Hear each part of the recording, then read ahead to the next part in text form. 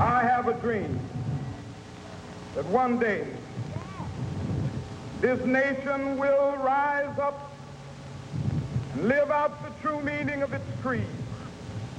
We hold these truths to be self-evident, that all men are created equal. But I have a dream today. The man who said, "I have a dream," to 200,000 Americans in 1963 was assassinated in 1968. Since Dr. Martin Luther King's death on April 4th, the United States has been in shock and mourning. Only now are Americans beginning to recover from the impact of his tragic death. The following are some of the sorrows, some of the tributes paid to his memory by his countrymen during the last number of days. At 7:10 this evening, Martin Luther King was shot in Tennessee. This was to be a gala occasion for a little Negro college from Mississippi appearing in Carnegie Hall with the great Duke Ellington. Martin Luther King, 20 minutes ago, died.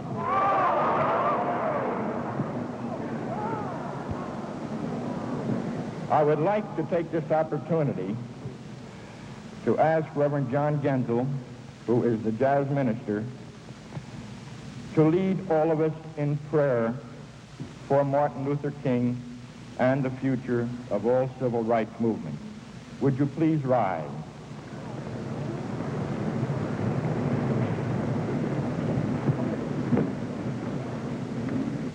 The King is dead.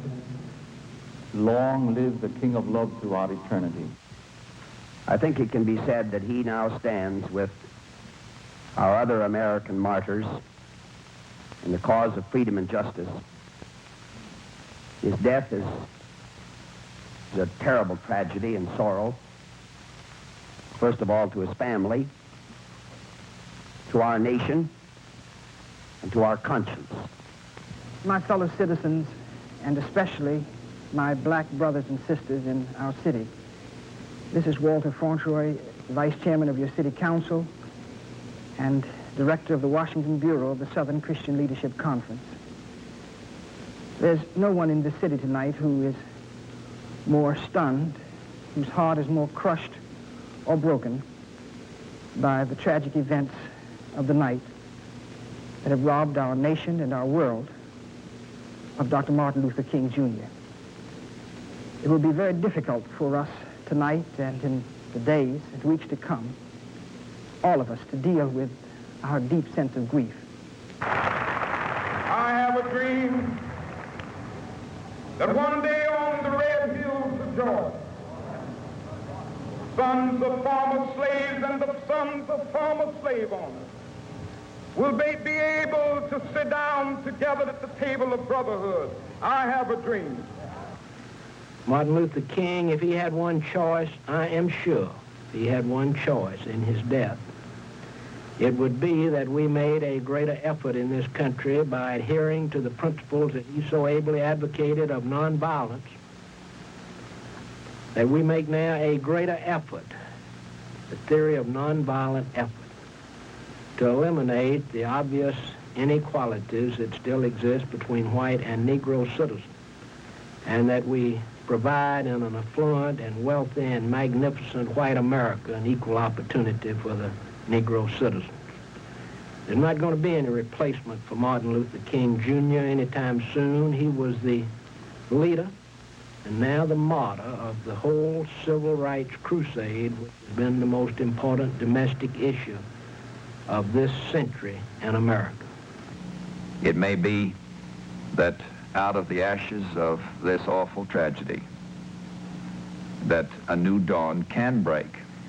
It depends on each of us.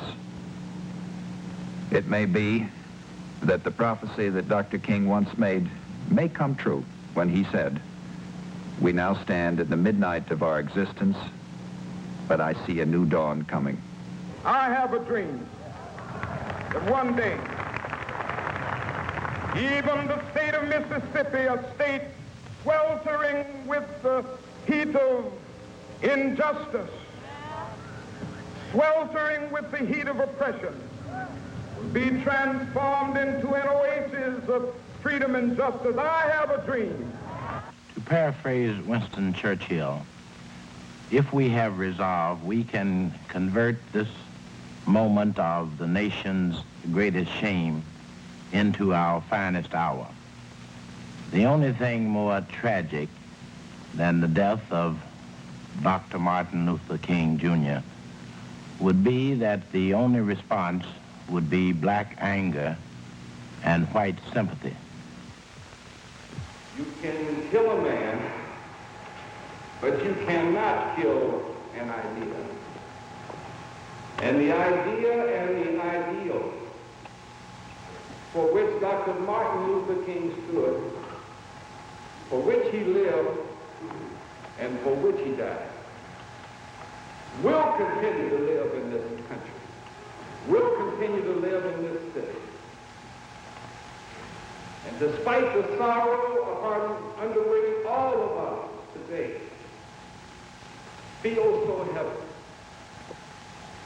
there will on the morrow be a resurgence of the confidence that he was right, and that we will overcome. I have a dream. My 4 little children will one day live in a nation where they will not be judged by the color of their skin, but by the content of their character. I have a dream today. The candidates for the presidency of the United States expressed their grief that night in statements to the American people. Senator Eugene McCarthy called Dr. King's death a tragedy for all Americans. He said that not only had the Negro people lost a noble and great leader, but all Americans had lost a man of peace.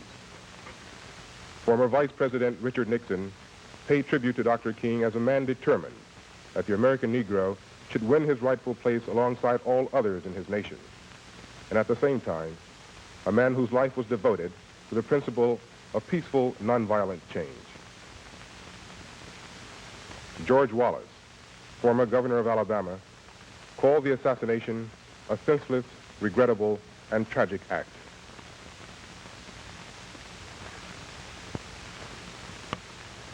And Senator Robert Kennedy, recalling the death of his own brother, paid homage to Martin Luther King as a man who died in an effort to dedicate his life to love and to justice for his fellow human beings.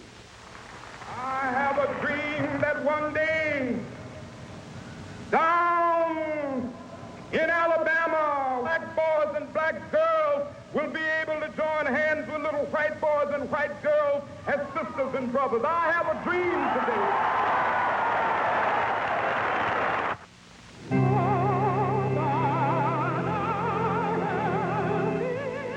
But the nation's sorrow was not only echoed in the spoken words of leaders.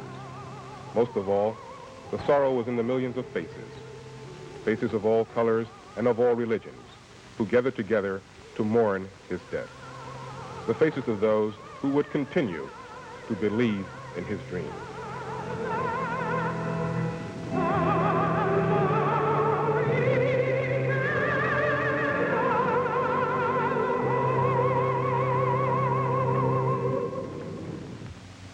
The confidence he exuded were as if he knew something the rest of us didn't know.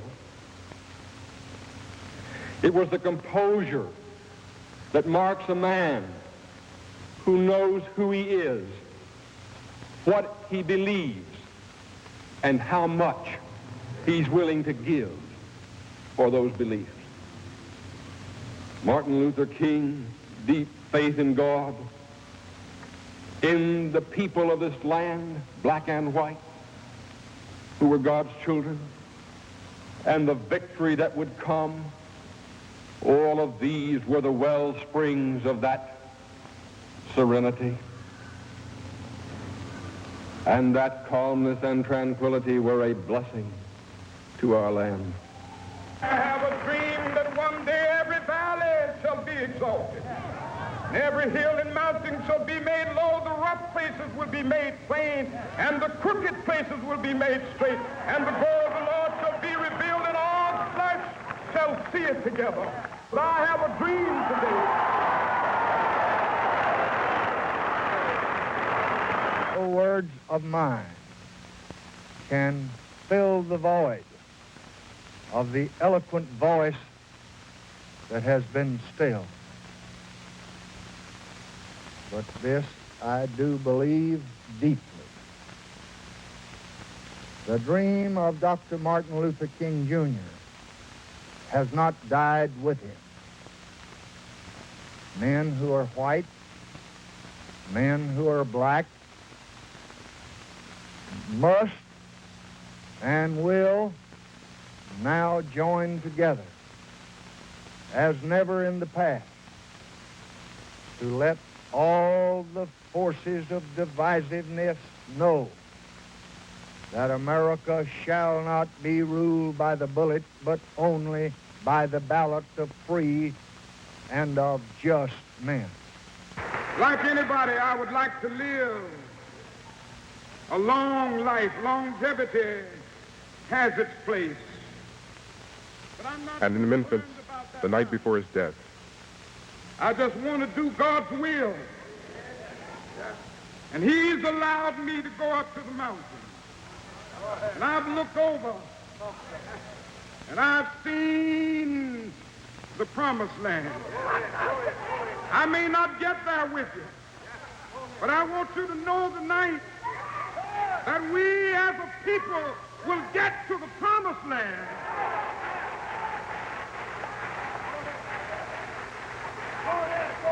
So I'm happy tonight. I'm not worried about anything. I'm not fearing any man. Mine eyes have seen the glory of the coming of the Lord.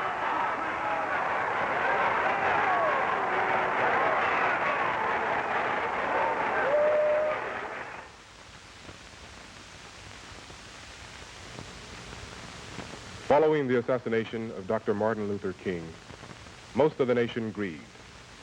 But there were those who did not grieve. There were those who used death as an excuse for the winning of luxury and the game of destruction. Their motive was neither grief nor hunger. Their numbers were small, but damage was not.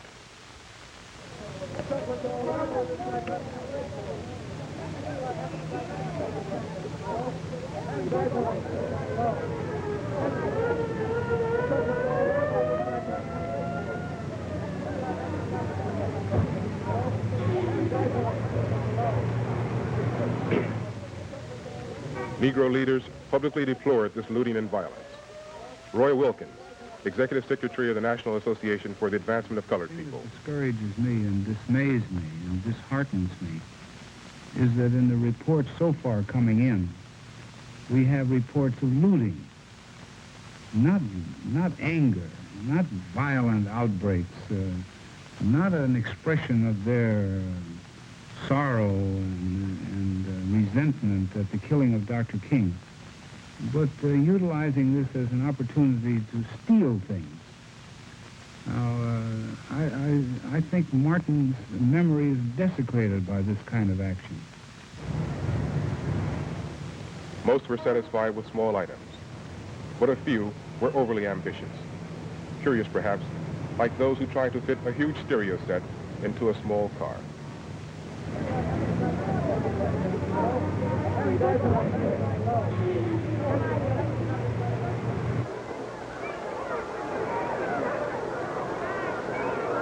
I wouldn't want every young black person to take the rap for a few of those ones. Entertainer, Sammy Davis Jr.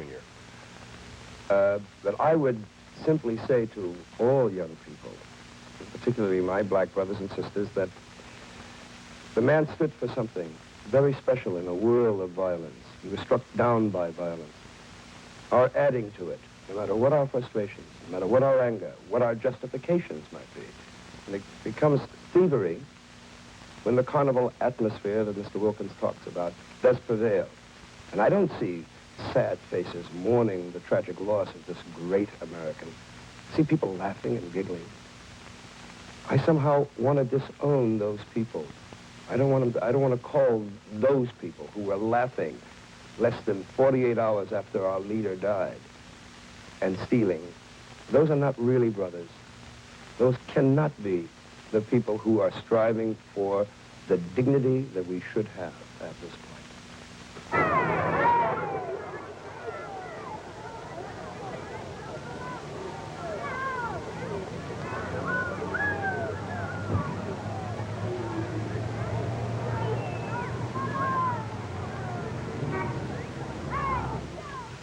The Reverend Wyatt Walker, a close friend and associate of Dr. King since the beginning of the Civil Rights Movement.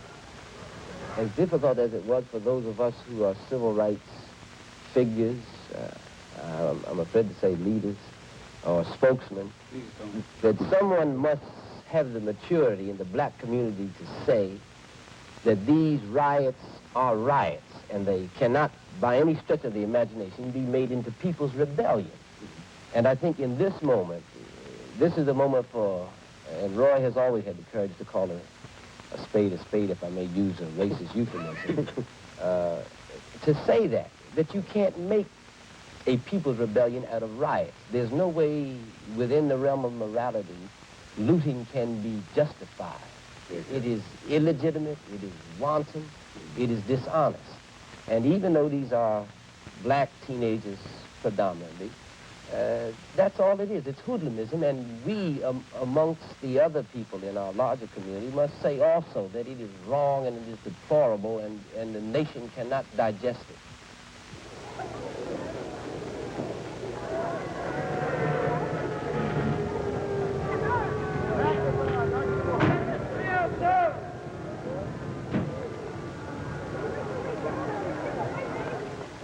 For a while, it seemed as though nothing could quell the outbreak. But the pleas for nonviolence and restraint continued. Know what you're talking about. Be qualified. Be ready. Then you don't have a problem. Be ready. Know what you're doing. Singer James Brown. In Augusta, Georgia, I used to shine shoes on the steps of radio station WRDW. I think we started 3 cents. And we went to 5 and 6. Never did get to a dime. But today, I own that radio station. You know what that is? That's black power. Right here. It's not in violence. It's in knowing what you're talking about. Being ready. Now, I say to you because I'm your brother. I know where it's at. I've been there. I'm not using from imagination. I'm talking from experience. Get off the streets. Go home. Take your families home. Look at television, listen to the radio. I listen to some James Brown records. But get out the street. Let's go back to our normal function. Another thing I'd like to say. Don't burn. Give the kids a chance to learn. Don't terrorize, but organize. The greatest tribute that we can pay to this man whom we all Walter love Fauntroy of the Southern Christian Leadership is Conference. to handle our grief in these early hours of crisis in the spirit of nonviolence that he would have had us to handle it in. And so I appeal to you tonight to handle your grief and to respond to this tragic event in silence and in nonviolence. I appeal to you to remain in your homes tonight and to encourage your friends and relatives too, to pray for a spreading of the spirit of this great man whom we have loved so much and whom we all love. The greatest tribute, I repeat, in the name of God and in the name of Martin Luther King Jr. that we can make is to handle our grief in the spirit of nonviolence. Those who respond violently in their grief do Dr. King and his memory dishonor. Please respond to this appeal.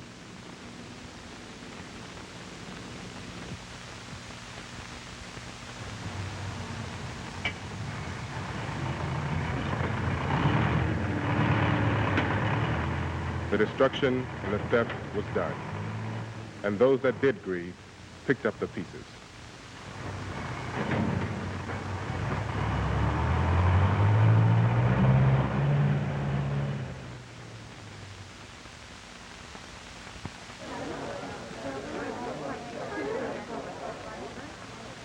Throughout the cities, churches were set up as emergency centers to distribute food, clothing, and shelter to those in need.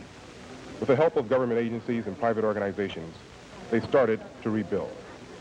Appeals were issued to citizens outside the troubled areas for money and assistance. The people responded generously.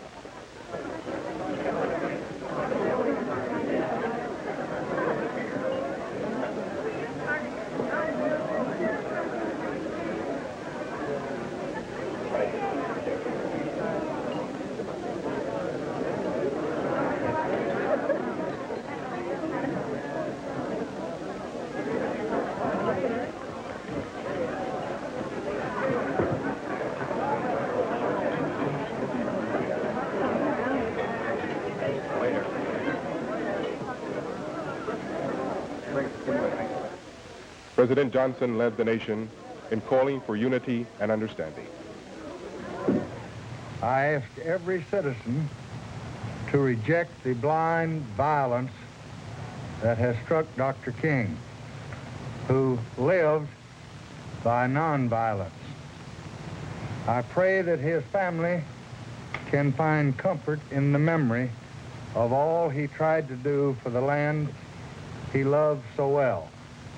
I have just conveyed the sympathy of Ms. Johnson, myself, to his widow, Mrs. King.